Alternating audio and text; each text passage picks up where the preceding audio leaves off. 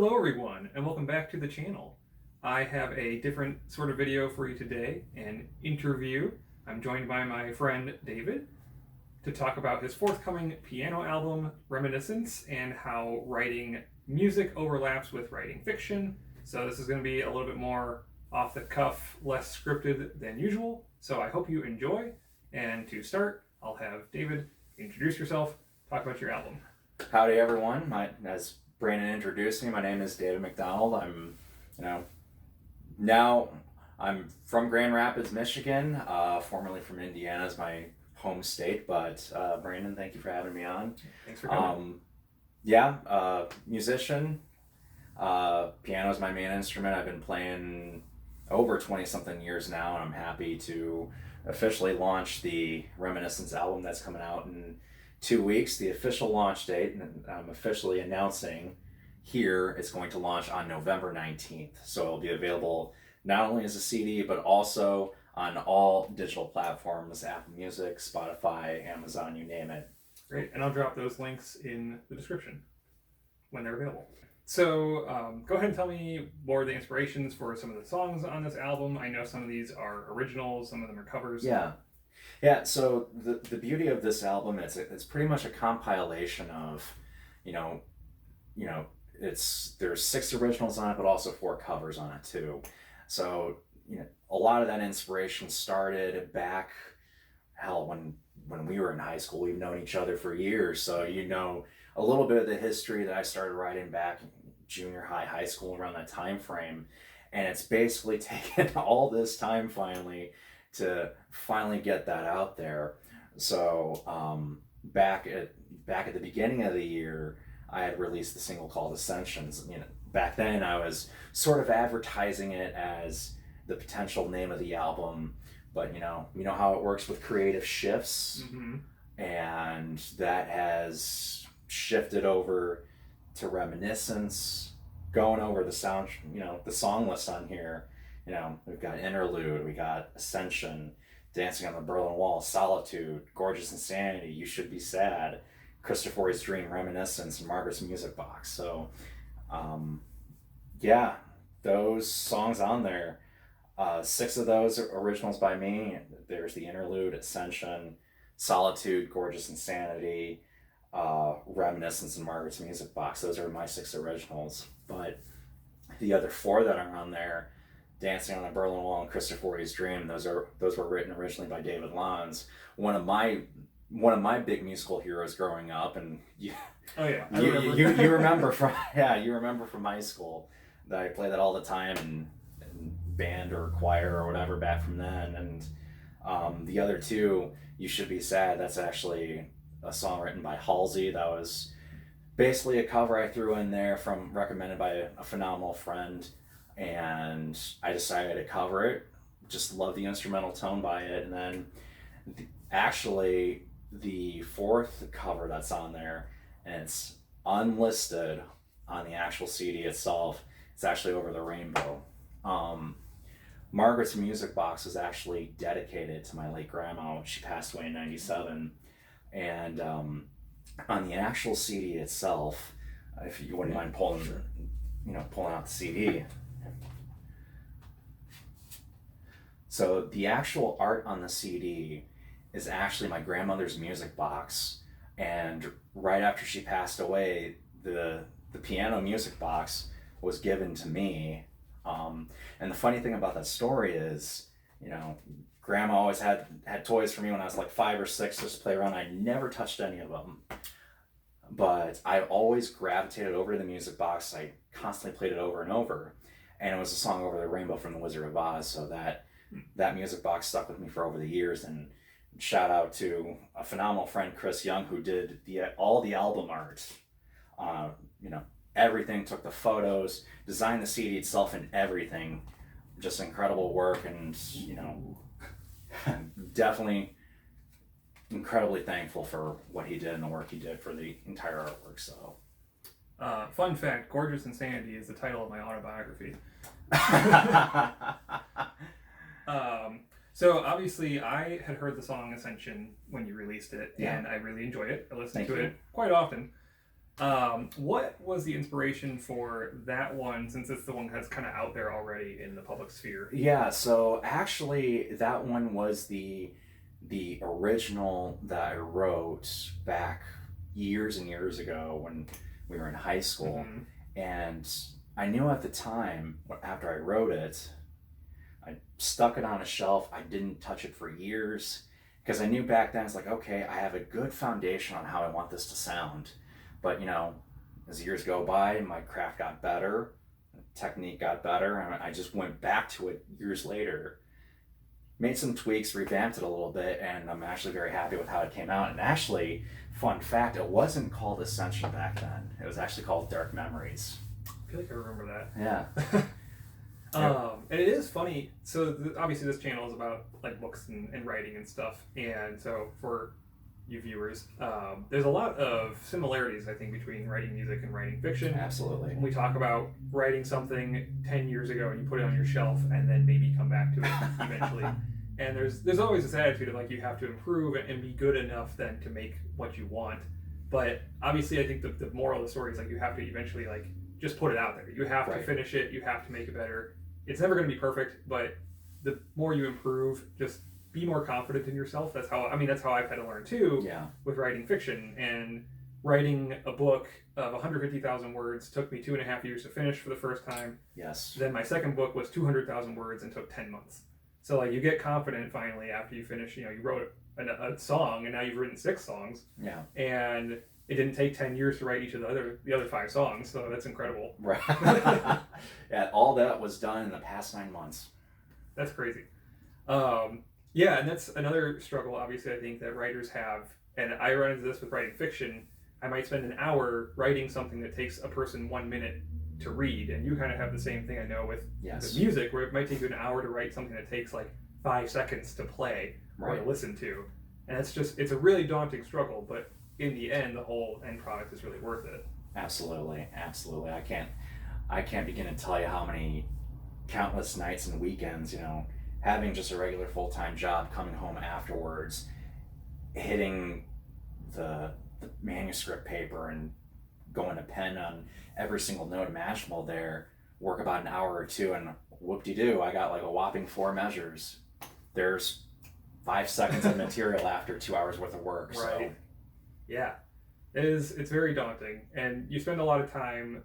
The time into creative endeavors is very high compared to the time out, but obviously there's a lot of enjoyment to be had with it. Yeah. For the process, and also then for people who pick it up and interact with it. So you said that you obviously started playing piano a long time ago. Yeah. How did you first get into piano, and then what kept you playing piano across the years now? So I got into it because, coming from a very traditional Korean family background, in those family foundations, you're kind of just thrown into it. You're forced to do it. Like, your parents are so gung-ho, it's like, no, you're going to do it. So I was kind of forced into piano when I first started. And first year, cool, this was just something to pick at. Second and third year, I began to hate it. So what ended up happening was, there was just an entire week I didn't practice before I went to my piano lesson. What ended up happening was, I was on the cusp of just quitting. And my piano teacher sent me home with David Lanza's CD. Right. She's like, go home, listen to this, and we'll regroup next week. I'm like, okay. I forgot which album it was, but the one of David Lanza's that will forever remain close to my heart is his Skyline Fire Dance album. And one of the songs that I covered on there, Dancing on the Berlin Wall, is from that album. That song alone kept me in piano lessons for probably another 6 to 7 years after that. Wow. Because I was just so moved and so inspired by that piece. And when I started working on that specific song, my practicing, ratio went from 10 minutes like a week to 10 hours a week.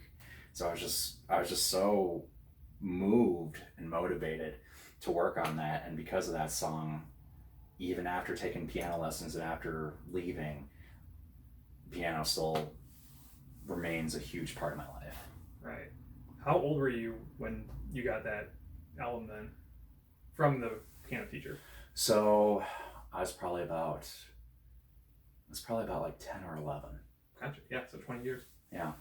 A little more, maybe a little less. Who Yeah. knows? Yeah. We're not in our 30s. So yeah. So enough about me. Tell me more about your projects that you have coming up. I'd love to hear, what you have coming up and what's down the pipeline with. Right. Well, thanks for asking. Yeah. Yes. So as I've talked about before on the channel, I have written a book recently called The Broken God. I'm working on thesis revisions right now. I am maybe a little behind on that, but my goal is still to finish the year making at least a second pass on the book and then querying agents by the end of December, hopefully into January. And then when that process is inevitably churning, however long it takes to hear back from people, I will work on something else. I had initially, months ago, made a video talking about my intentions to outline and write something else, but now I'm kind of more excited about The Broken God and just continuing with that series since it's supposed to be a trilogy. So I might be outlining for book 2 at some point here pretty soon, and then maybe make that my major project for 2022. So I guess the big question is, when can we expect the grand reveal? Right. Yeah, that'd be great to know. So publishing is a slow industry. I'm trying to do traditional publishing, which is why I'm querying agents. And so even if an agent, let's say it's really good and the agent is like, I love this, I want it, I'm responding within a month, it might still take a year to get it sold to a publisher. And then even once the publisher has it, it still might take 2 years for the book to come out. So I would say like an extremely optimistic situation would be like late 2023 would be a book coming out, but a more realistic situation is probably 2024 or 2025.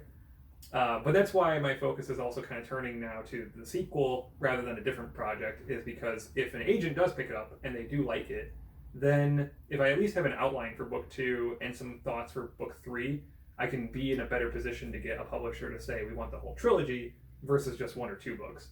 I have book 2 like halfway outlined and some general thoughts about how to start it out.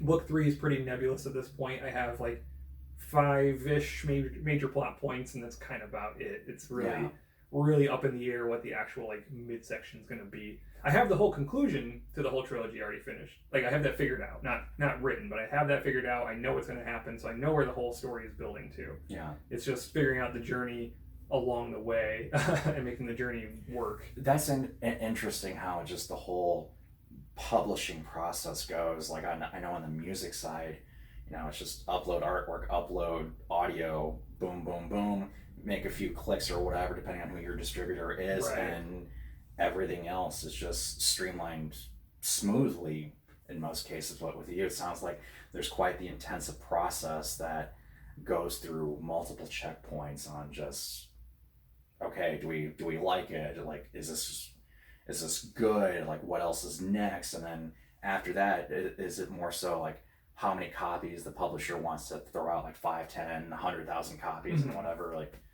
Yeah, so there's obviously a series of drafts that a book goes through, and it's very common for a book to go through like 5 to 8 drafts before it's published.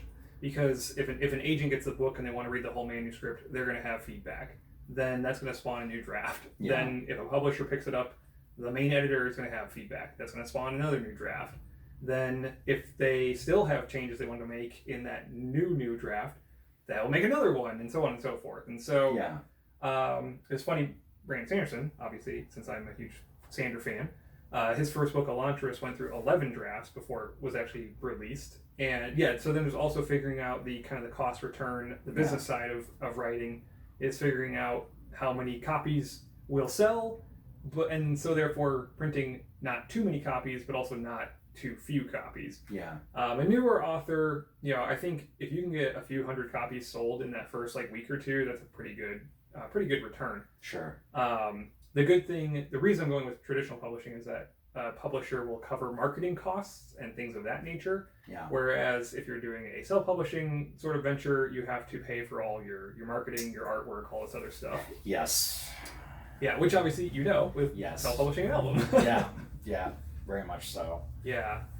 But yeah, so that's my intention, is to maybe hopefully knock out the second book in the next year here or so, and then probably just continue then to the third one, and maybe then by the end of 2023, maybe this whole trilogy will be finished, and then maybe somebody will be like, hey, this is great, I want to pick it up, and then we'll go from there, see what happens. Perfect. So let me ask you this question then, because I share that David Alonso is my musical hero that kept me in music for so many years now. Who would you say is your writing hero that has motivated you to keep on writing to this day? Yeah, there's got to be three. Every story I tell is a long one, obviously. So I've talked before about the Redwall series by Brian Jakes. Okay. That was a huge thing for me growing up in elementary school. I discovered it, and there were 10 or 11 books out at the time, and I just plowed through all of them, and then I've obviously collected them. They're young adult, but they're still really good. I recommend them. Then high school, I discovered The Wheel of Time by Robert Jordan. Robert Jordan's probably the biggest influence for me for writing. I just love his general prose, the way he writes characters. Some characters have a bit too much repetition. Wheel of Time fans will know what I'm talking about with the braid tugging and the arm folding and the skirt smoothing always happens. But everything else, his prose is great. His description of like landscapes is great. I love a travelogue and a quest sort of story, and that's what the first few books really are. There's a lot of travel, a lot of like questing for various things. And then towards the end of high school, when Robert Jordan passed away, and then Brandon Sanderson was announced to finish the series, that's how I got into his books. And ever since then, I've been a huge Sander fan. I really like that he's so vocal to fans, that he's got free content on YouTube. Wow. As a lecture series. He obviously answers questions. He does weekly live streams. So it's a funny thing on BookTube. Brandon Sanderson's a little contentious because he's kind of at the top of fantasy right now. And some people really like him, like me. Some people really dislike him and his books. And I think in some ways he's maybe a little overrated sometimes. Yeah. Overrated doesn't mean bad, though. But I think what makes him just great as an author, it's not even just the storytelling like capacity, it's just how vocal and open he is with fans. And that's a goal I have. That's kind of why I want to be a published author, is to also interact with people who are reading the book, because they're the ones who make it happen. They're the ones who make it successful. So that's what I think those three, Brian Jakes, Robert Jordan, Brandon Sanderson, I've got tons of other influences, but those three are kind of like the pivotal moments in my life. But Robert Jordan especially, because Wheel of Time was the one that made me want to write like a big epic fantasy series. I want to write a 9-book series at some point. Hey, let it rip. Yeah. Let it rip. I know that hopefully you can cascade those out quickly versus, I know George R.R. Martin takes his time. Yeah. So... That's one way to put it. Yeah. Right. Let me ask you this. How do you feel about book to movie conversions? Oh, man.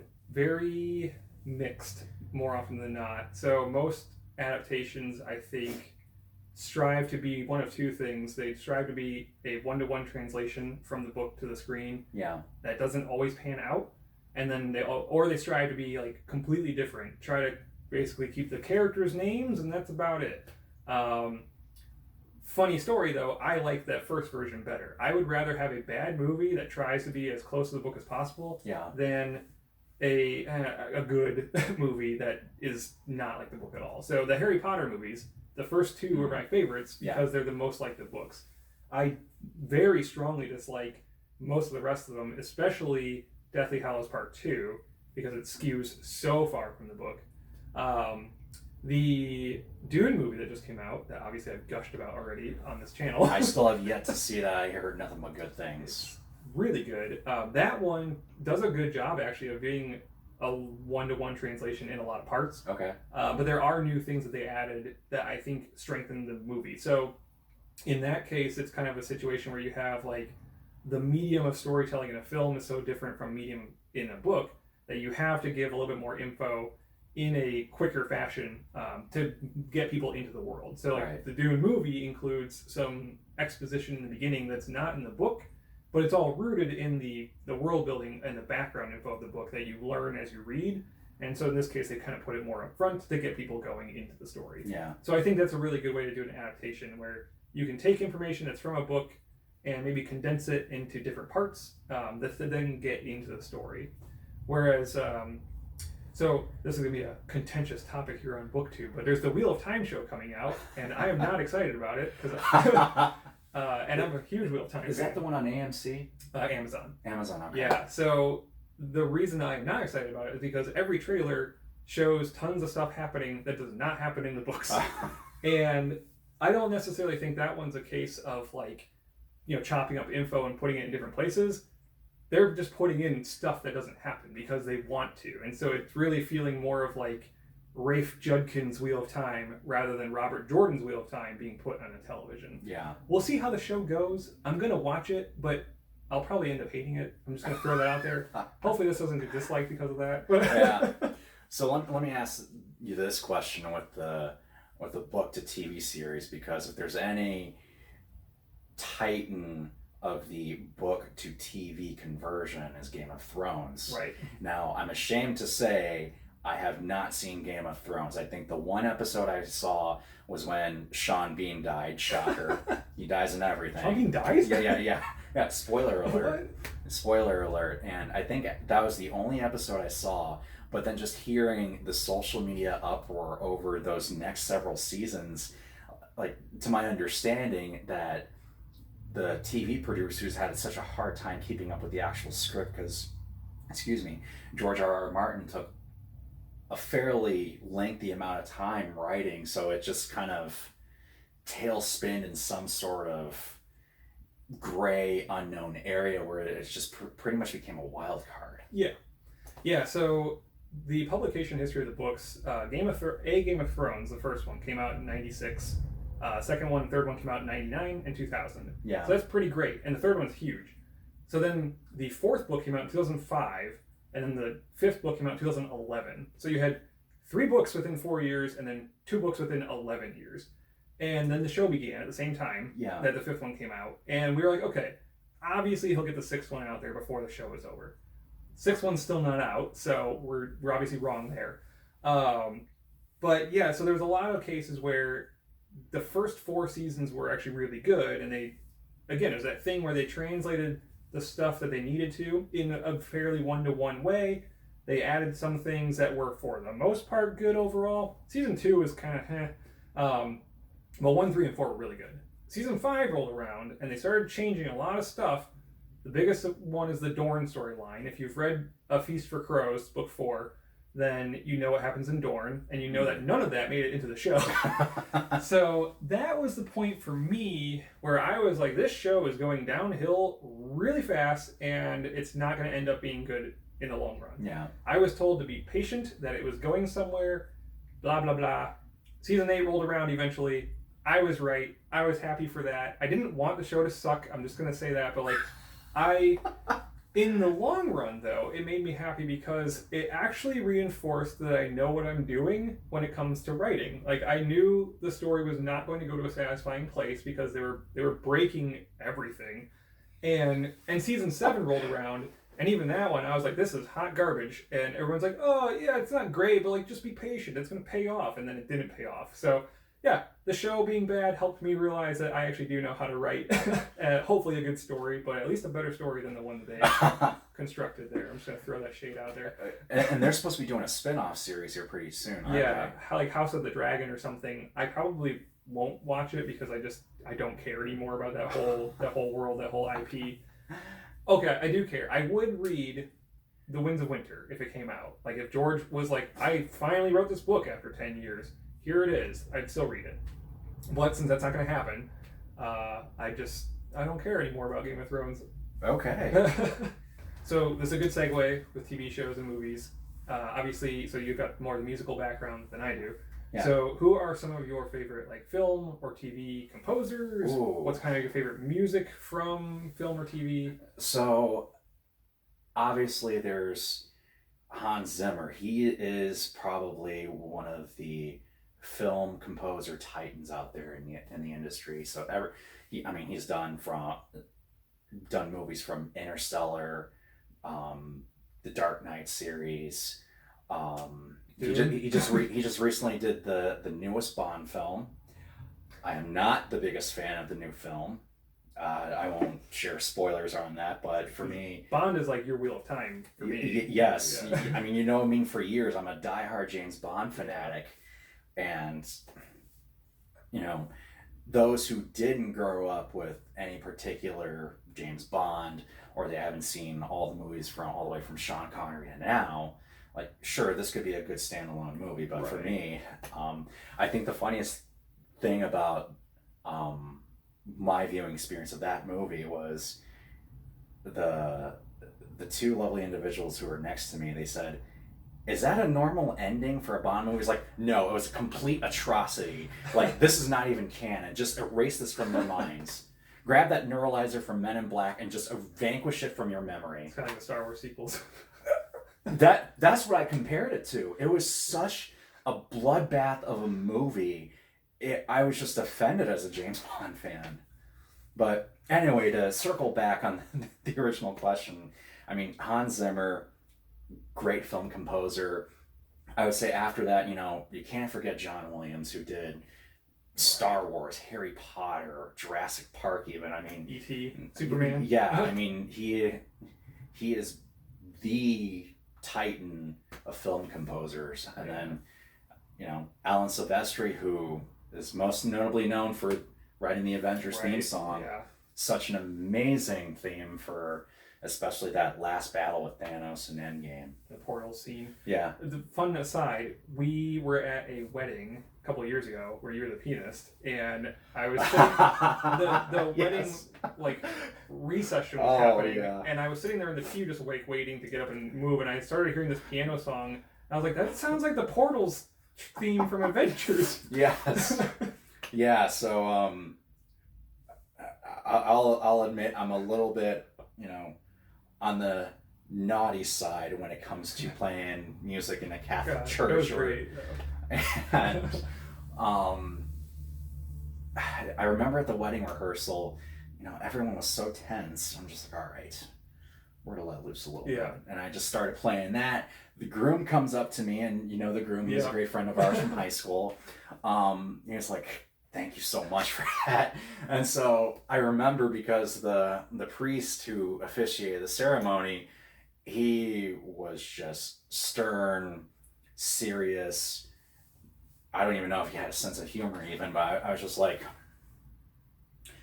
we're going to play the Avengers theme song on this outro.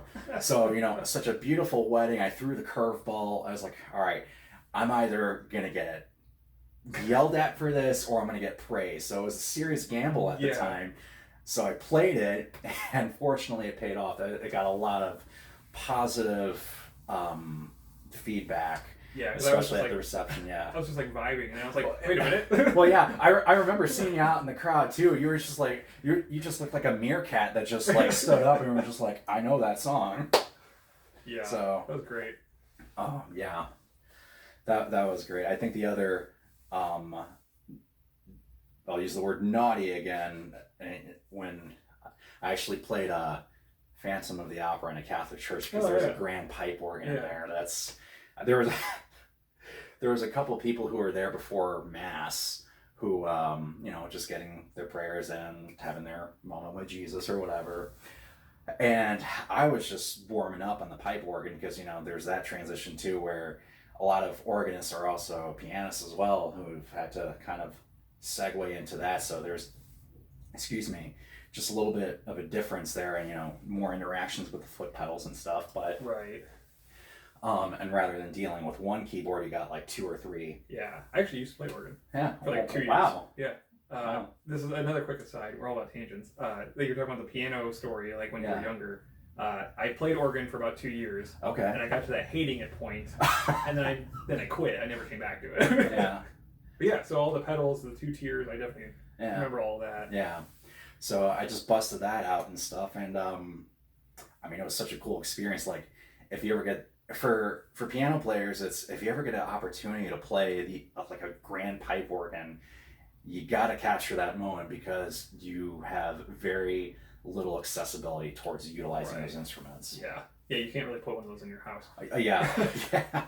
Okay, so we've talked a lot, obviously, about tons of things, and this channel is partially about writing advice and writing experiences. So, since you write music and play music, what are some foundational pieces of advice that you can give to someone who wants to either get into writing music right now or is kind of just starting out? I would say don't forget your roots. And I think that's a big theme of my very first album ever. It's just all these songs that meant so much to me. But you have something called writer's block Right. that we encounter quite often. And I think for me, one of the biggest things is don't be afraid to put the pen down. Take a moment to like bask in solitude, go on a walk, have a cocktail or whatever, just to come back to that and reset your focus. Because, I'm sure as a writer, you have those moments where you're just like, crap, like I got nothing, I'm drawing blanks, but then you'll come back to it later and you'll just bulldoze. Yeah. So those 10 months that it took to write that book, I would say only like 6 of those 10 months were actually writing, and 4 of them were just like lamenting about the whole thing. But it's true, and that's the other thing to remember, like writing fiction, writing music, writing whatever, is that like sometimes you're just not in a good space to do it. And if you wrote, like let's say if I wrote a chapter, in June, and then I wrote the same chapter again in July, Yeah. they're still going to be completely different. I might have the same scene like outline in mind, but like just where you're at presently is going to change it. So it's kind of the same thing. Like if you're struggling with whatever. Also, there's like a semantics thing nowadays about writer's block, where people are like, writer's block doesn't exist. It's whatever you want to call any hang-ups with writing. Yeah. Sometimes, you just have to kind of be graceful with yourself and like understand that it's not always going to work, it's not always going to flow, but just come back to it eventually. Don't give up. Yes. Yeah. I agree. So, last thing then, you currently play at a wine bar in Grand Rapids. Yes. Yeah. So I play at this phenomenal place in Grand Rapids called House of Wine. The entire cast, the entire staff over there, they're nothing but sensational. Unconditionally love every single person there. And whenever you come up to Grand Rapids, please, I'd love to have you there too. House of Wine, sponsor me. So, that's home base for me where I play. I know there's, a couple of friends are helping me out getting into other venues and stuff, just to for marketing and exposure and stuff. But for me, that's home. When do you frequently play? What's your schedule? So follow House of Wine. We both broadcast when I'm there. I'm usually there on most Saturdays. I usually play from like 6 till about 8ish, and you find me there. You come on in, I'll buy you a cocktail. Great. Well, you heard him. So if you happen to be in the Grand Rapids area, there you go. Go to House of Wine most Saturdays. Yep. Brandon, thanks for having me on. Yeah, thanks for coming. This was fun. This is my first real interview with somebody on camera. So hopefully we'll have more. Hopefully later on with your second album, we'll have that again. Ooh, yeah. Why don't you go ahead and wrap up with like what's the album, when does it come out, and we'll kind of So the Reminiscence album, the official worldwide release is on November 19th.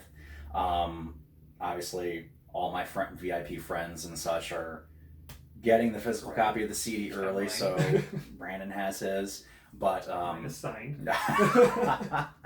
But the global release will happen on all digital streaming platforms: Apple Music, Spotify, Amazon, whatever.